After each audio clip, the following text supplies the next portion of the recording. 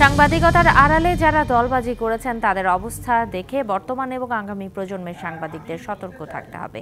একই সাথে সকল গণমাধ্যমে দক্ষ ও পেশাদার সাংবাদিক নিয়োগেরও আহ্বান জানিয়েছে জাতীয় সাংবাদিক সংস্থা। সকালে জাতীয় প্রেস ক্লাবে সংস্থার বর্ধিত সভায় এসব কথা বলেন বক্তারা। সমৃদ্ধ দেশ গঠন ও সুশাসনের জন্য নীতিবান আদর্শিক রাজনীতি চর্চা করতে হবে বলে জানিয়েছে বাংলাদেশ ইসলামী ছাত্র সমাজ। সকালে জাতীয় প্রেস ক্লাবে সংগঠনের ৫৫তম প্রতিষ্ঠা বার্ষিকীতে এসব কথা বলেন বক্তারা।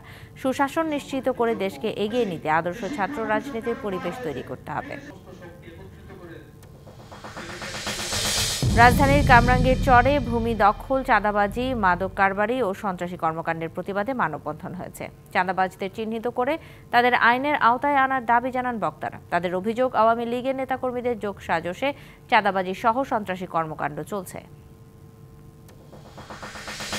নওগাঁর পত্নীতলায় আম বাগান দখল করে ৮০০-র বেশি গাছ কেটে ফেলার অভিযোগ উঠেছে। দুপুরে সংবাদ সম্মেলনে এই অভিযোগ করেন সাভারের ব্যবসায়ী মোহাম্মদ আবুল হোসেন।